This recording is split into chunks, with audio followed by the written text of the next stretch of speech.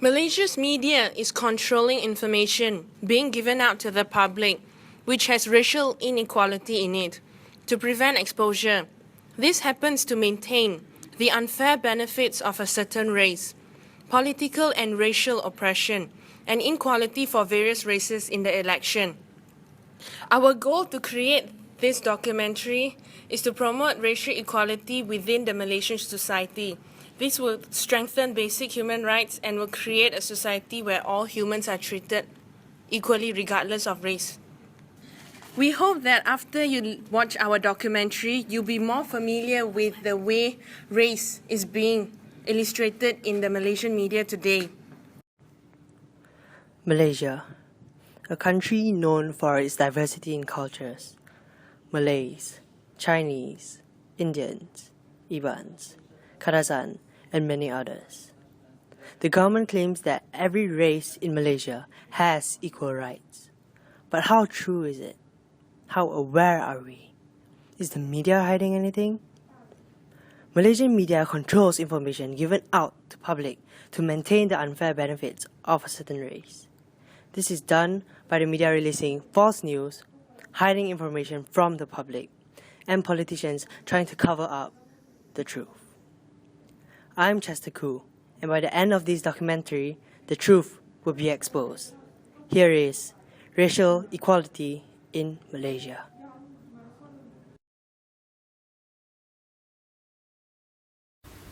Just a disclaimer, I'm not discriminating against any race or making any racist comments in this documentary. The Malaysian media releases false news such as this newspaper article. One Malaysia is a tagline meaning that all races in Malaysia are one. In this photo, the headline says, "One Malaysia for us all." But no diversity is seen in the photo. Corrupted politicians commit unethical actions towards the Malaysian community. In this evidence, it is racism. The voices of the underprivileged are also not portrayed in the Malaysian media. This is because it will expose the situation, causing the government to have a bad reputation. This article was found on Time magazine, which is an international media. This causes an outrage by the minority races due to inequality, which leads to violent crimes or outbreaks. Important information is kept from Malaysians as the government always avoid questions regarding scholarships being awarded, job opportunities, and certain jobs only provided and offered to a certain race. Here's a video about it. Prime Minister Najib Razak has scrapped a policy that requires 30% of any business to be owned by ethnic Malays. Now, the rule has its roots in a policy introduced more than 30 years ago that's caused decades of tension in this racially diverse country.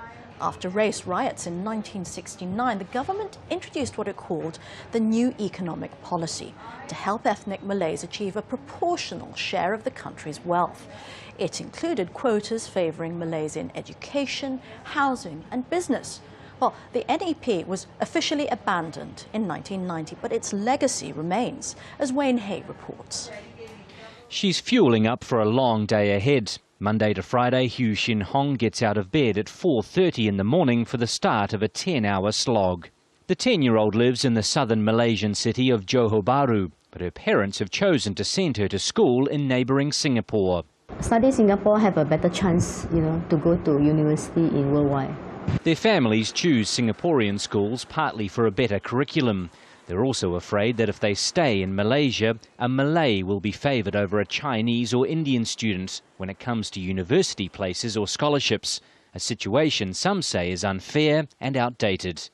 It gave advantages to Malays over Chinese or Indians in education and the public sector workplace, as well as financial boosts, such as discounts on house prices. Its critics say it's a racist quota system, but the government says the new One Malaysia concept will stress that race shouldn't be a factor when it comes to helping those in need. The new Prime Minister, Najib Abdul Razak, says he wants Malaysians to start thinking as one nation. Many in the minority group say that can't happen until all races are treated equally. That video was in 2009 when he first became Prime Minister of Malaysia.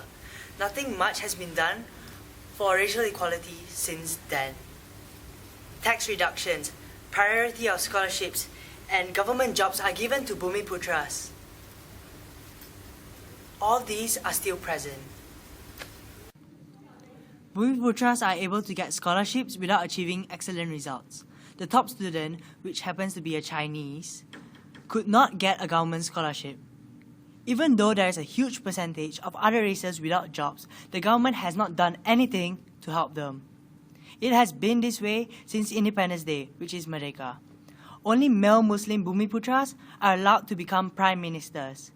If this law was to, let's say, change and any race or gender could become prime minister, things might look different, wouldn't it?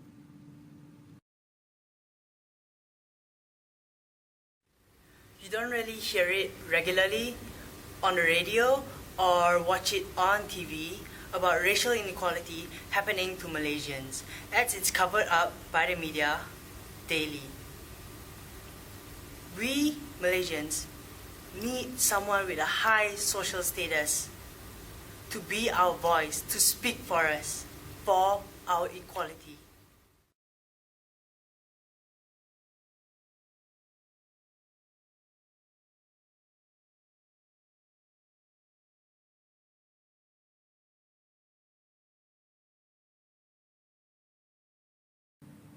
United States President Barack Obama paid a visit to Malaysia on the 28th of April 2014 and was kind enough to bring up the topic about racial inequality that is happening in Malaysia. He stated that Malaysia won't succeed if non-Muslims do not have the same opportunity. This is extremely true because the government of Malaysia wants to reach its 2020 goal, and this can only happen if there is racial equality in Malaysia. Positive tweets by Malaysians were given in response to the president's speech, thanking him for voicing up for Malaysians. However, UMNO Supreme Council member Dato' Sohami Shuhadam gave excuses why this could not be accomplished, as it would be unfair to the Bumiputras. Many other comments were made in regards to the speech, which was deemed immature. Based on all the evidence that you have seen, Malaysians deal with racial inequality more often than you think. But what is your opinion? Do Malaysians suffer from racial inequality, or have they achieved racial equality? Do you know what I think?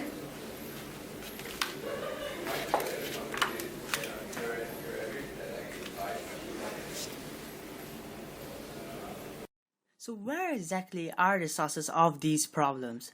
I can safely assure you that it is not between races. So why are we fighting amongst each other? No blame is to be done to any race, as this problem affects our country. My dear brothers and sisters, so what if you are Malay, Indian, Chinese, Punjabi, or Iban? Does it matter if you don't have the same skin tone? What about our different religions? We shouldn't go against each other. We might not share the same blood, but we are all related. We are all human. We have set our differences aside. We want equality, racial equality. Only then can we truly unite as one and achieve one Malaysia. Everyone deserves to be equally treated and revered by their comrades. Although Malaysia is a developed country, racial oppression is widening the gap between majority and minority groups through the use of media propaganda, and is causing distrust among the citizens. The former Prime Minister of Malaysia, Tun Dr. Mahathir Mohamad, concurs to this sentiment that there is never racial equality when addressing American President Obama's remark about race during his recent trip here. There is no equality at all. 1% of the population owns all the wealth and the rest are poor. It is expressing the current thoughts of the Malaysian people. It's through this mental attitude that aggravates the social hostility. In addition, it provides an insight into the notions of the community. To secure their rights, the predominant race in Malaysia will suppress the minority groups, knowing that the same people won't be able to fight back. This is enhanced through the use of rights being politicized, also known as the Ketuanan Melayu, which stands for the Malay supremacy. In a newspaper article by Zuhairi A.R. titled "The Malays, the Oppressed Master Race," he pens that Malays are also being oppressed in their own way, not just the Chinese and Malays. This is proven through the affirmance of those who believe in the Malay supremacy. In their projection, the believers conclude that Malaysia is the promised land for Malays and only Malays. In retrospect, before the May 13, 1969 riots, all of the races were living in harmony and could mingle with each other without distrust or hatred. Since the May 13, 1969 riots, racial harmony has plunged into a regression.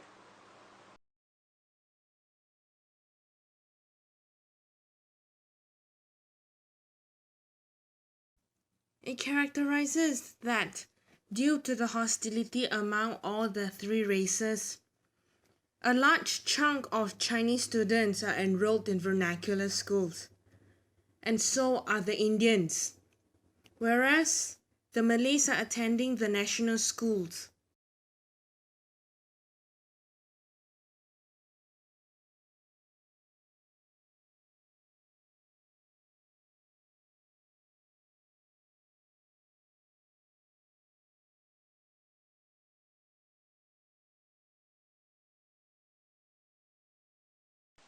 As the scenes illustrate, there may be harmonious conversation among all of the races, but beneath the surface lies the aspiration for racial isolation.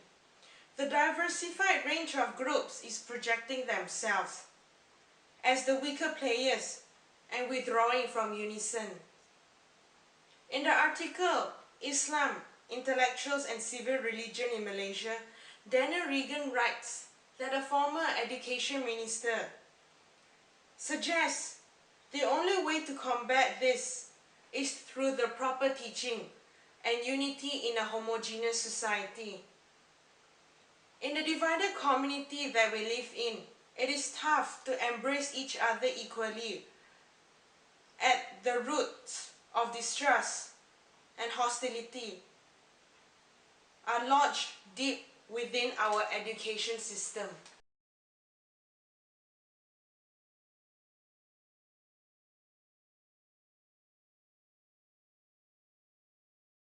Oh, that's all so good! I love you, Makcik. Makcik, ada discount tak?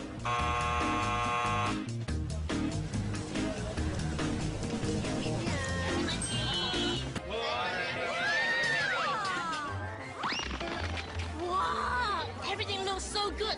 I must have it all. Sedap, delicious. Adik, nak?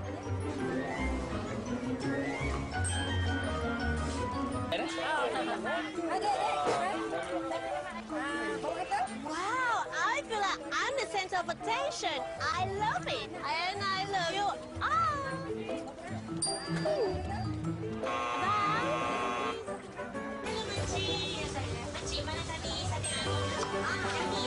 Please don't get carried away.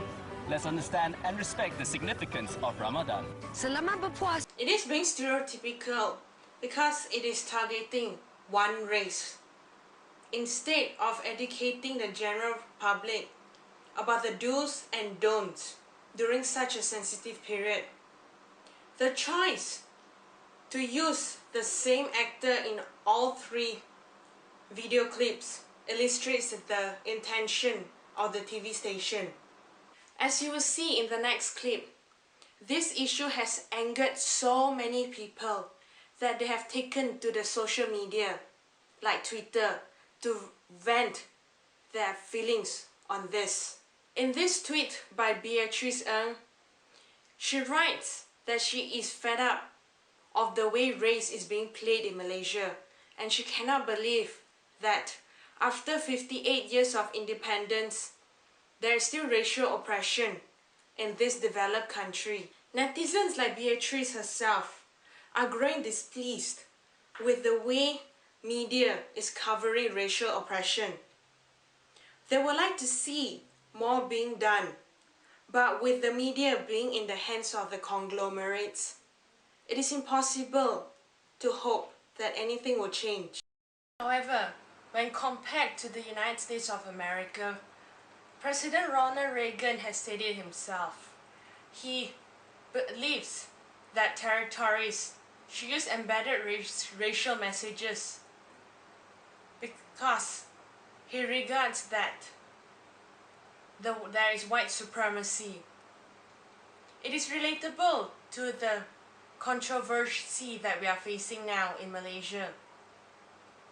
The predominant race, which happens to be the Malays, gather that because they have loads of political power, they can suppress the rights of others, the Chinese, the Indians, and the Aborigines themselves. In this cartoon, published by Free Word Center, it portrays the government as the octopus weighing down on the judiciary. It can be said to embody the current relations between Malays and Chinese. The predominant power is the octopus. The judiciary is the Chinese.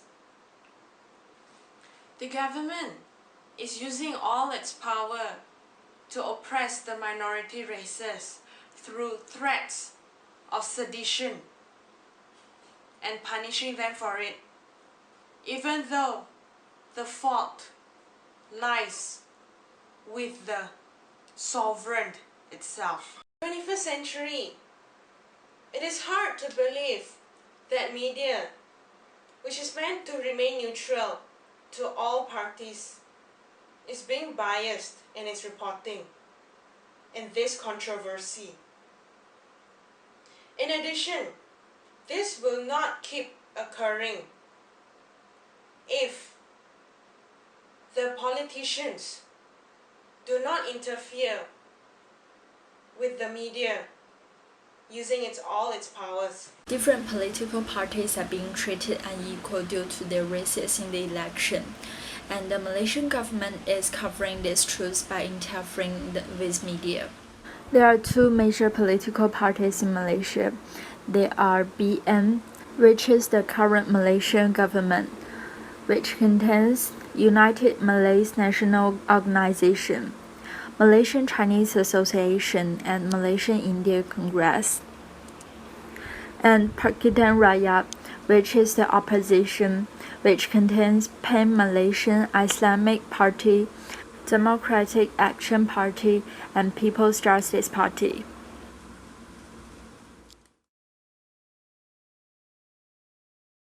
You will support DAP even though you're a Malay? Yes, why not? Kalau pemimpin DAP yang bukan Melayu jadi Perdana Menteri, Cik boleh terima?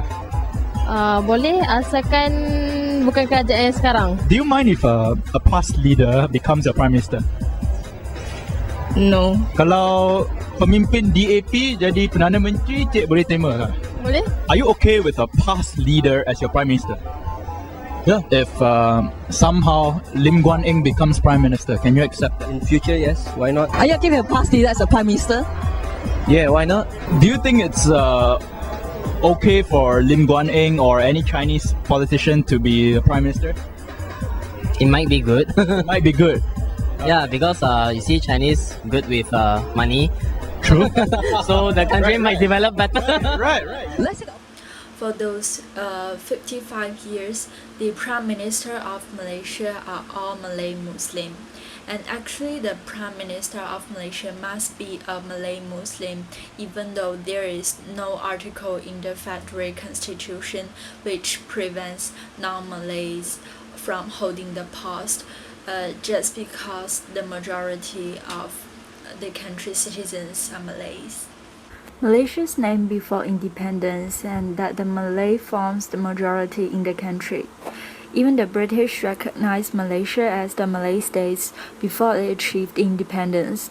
From a historical perspective, the heads ruler of the land before independence were the Malay kings who were Muslim, he said.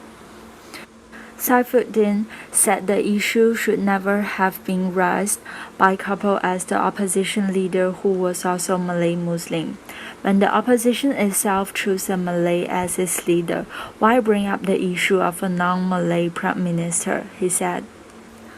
Shamsul Iskandar noted that Malaysia adopted a constitution, monarchy, and parliamentary democracy, with Malays having special privileges compared to the other races in the country.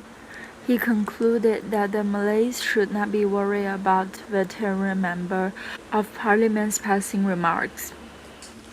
Also, this general election, Najib has blamed that the coalition lost 22 parliamentary seats to PR on a strong swing of Chinese voters against BN, describing this as a Chinese tsunami just because Chinese didn't vote BN as Euro. That's what I'm telling them. They were taking for a good ride.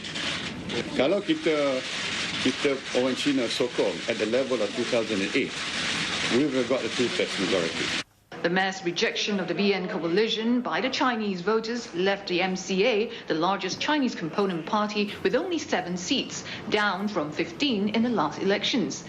And MCA President Chang Song-lei also declared that the result of the general election as the beginning of a two-race system, where the government is made of Malays and the opposition as only Chinese. In terms of the Chinese trend, they are not homogeneous, of course, but in general, they have a strong anti-government, anti-establishment sentiment. Whereas the Malay trend, it differs according to state. If you look in Terengganu, in Kedah, there's a contrast over there. So going forward, of course, race will play less and less significance. But for now, it is still a factor, and we have to consider that in order to do a proper analysis. And the day after the election result came out, Najib also declares that his attitude to those, in what he said, misleading Chinese voters. With the so-called Chinese tsunami, Mr. Najib promised to embark on national reconciliation to heal a polarized nation. But the headline of an UMNO-controlled Malay daily that read, "Apa lagi Cina mau," which means "what else do Chinese want?" raised questions about his sincerity. Mr. Najib was quick, however, to brush off his critics. Tusan comes out with headlines like this. How does it help? Yeah, but you blame Tusan. What about the Chinese papers? Are you saying Chinese people have been saying the right things all the time? In 2010, Mr. Najib promoted a slogan called One Malaysia, which also contains no differences between various races.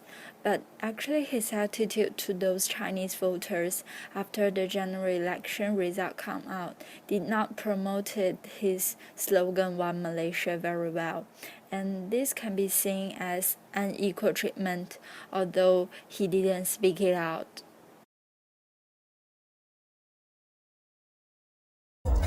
Starts at school. I think it starts at school. It starts at school, right? Language, right. Because we have this SRJKC, then we have this SRJKT. They divide it so equally. Yeah. In like maybe Singapore, one system, right? One system, everybody follows the same system, so there's not much racial disintegration. So do you think that abolishing the vernacular school system would do, will be a good thing for racial harmony? Yeah.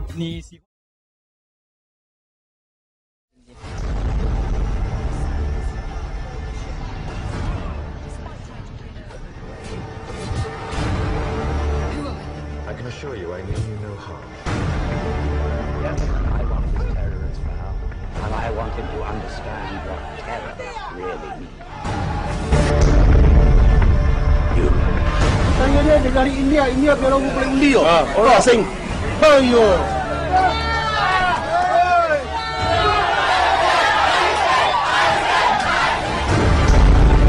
Government's responsible for the deaths of almost.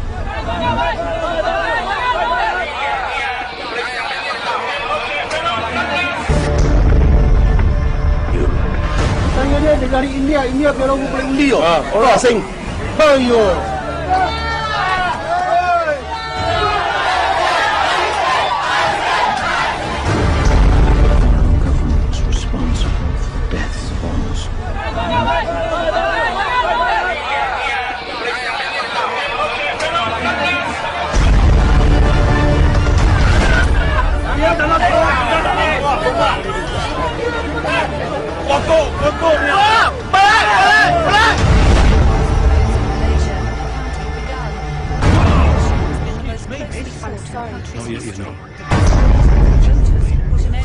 Oh anak, kan. Ini satu kesalahan bang, kita undi kat luar. Satu kesalahan. Tunjuk, buka. Okey, tunjuk. Mana tahu nombor SBR? Kata nak bagi. Kami nak tanya. Takkan you kata dia SBR tak tahu SBR punya nombor? Kita buat apa? Kenapa masuk dalam? Di mana ambil keluar? Sini je. Sini je boleh buat macam ini ya? Ini macam-macam. Mana ini? Itu apa?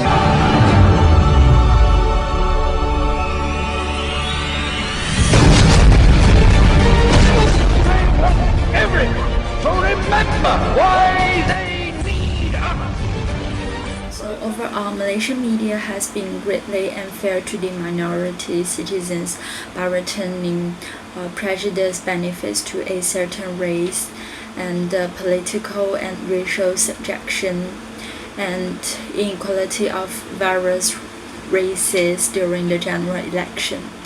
Independence has been gained in Malaysia for the past 56 years, and we still have this ongoing problem affecting the citizens.